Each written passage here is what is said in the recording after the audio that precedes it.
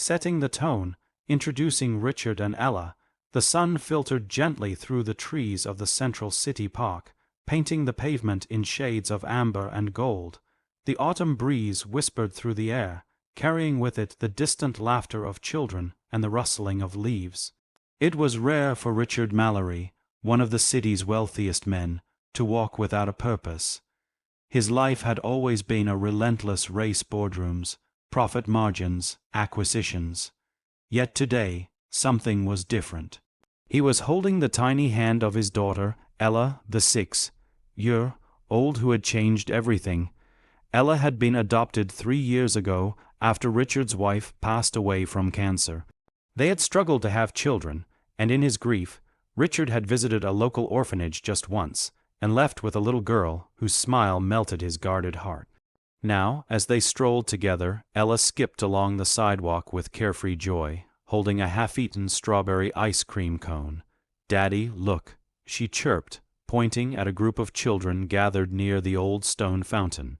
"They're playing freeze tag." Richard smiled faintly. "Want to join them?" She shook her head. "No, I just like watching." As Richard watched her eyes sparkle with curiosity and joy, he felt that familiar tug in his heart. He could buy companies, properties, even influence, but nothing came close to the way Ella made him feel.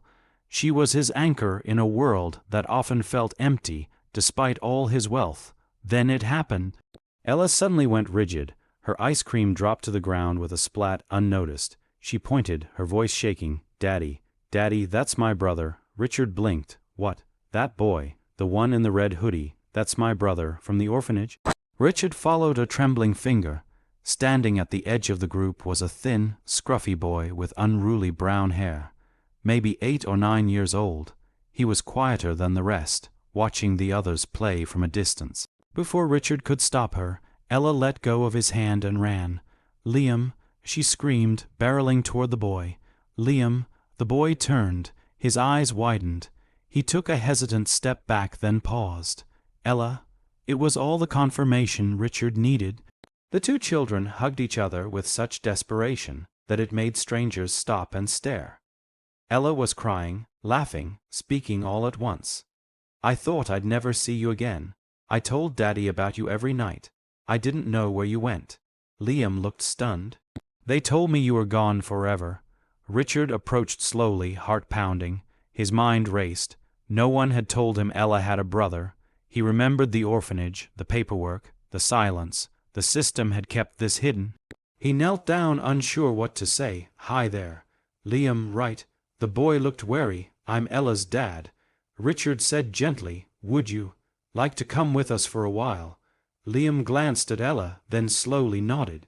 That evening, back at Richard's penthouse, Liam sat awkwardly on the couch, a sandwich in his hands, eyes wide at his surroundings.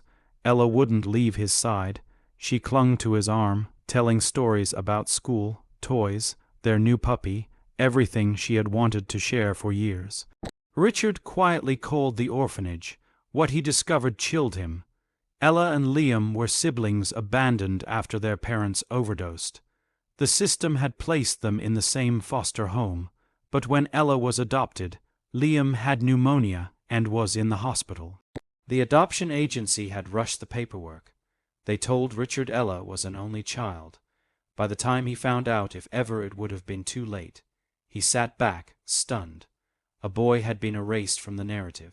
When he returned to the living room, Liam looked up at him. "Am I going back?" "No," Richard said softly. "Not unless you want to." Liam blinked. "Where would I go?" "You're staying here tonight, and we'll figure out the rest." Ella beamed. "Forever, right, Daddy?" Richard looked into Liam's hopeful, hungry eyes. "Maybe, forever." The next few weeks were a blur of adjustments. Richard, once the man who only cared about stock prices and mergers, now found himself attending school meetings, learning how to braid hair, and helping Liam with multiplication tables. The boy had suffered more than Ella. He had trust issues, nightmares, and flinched when voices rose. But something magical began to happen.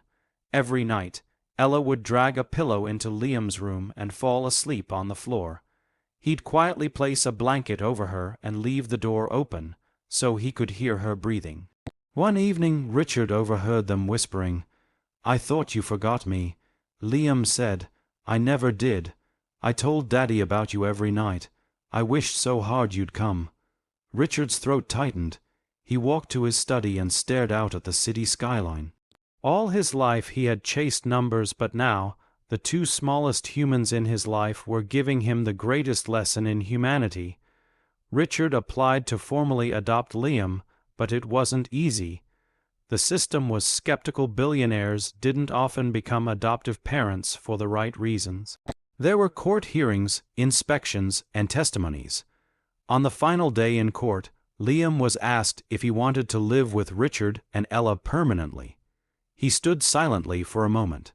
Then he walked to the judge and pulled a folded drawing from his pocket. It was a crayon picture of a tall man holding hands with a little girl and a little boy. "That's me," he said, "and that's Ella, and that's our dad." He paused, then added softly, "He didn't forget me. He came back." The courtroom fell silent. The judge cleared her throat, tears brimming. Petition approved. Richard knelt as Liam ran into his arms. Ella joined moments later, wrapping them both in her tiny arms, and just like that, a broken family was made whole again. Final message of hope and inspiration. Back at the park where it all began, Richard sat on the bench watching Liam and Ella play in the leaves. Their laughter echoed like music through the trees. He pulled out his phone, not to check emails or stock alerts, but to take a photo to capture the moment money couldn't buy. He had built empires, but this was his legacy. As the sun dipped below the horizon, Ella ran up and hugged him tightly.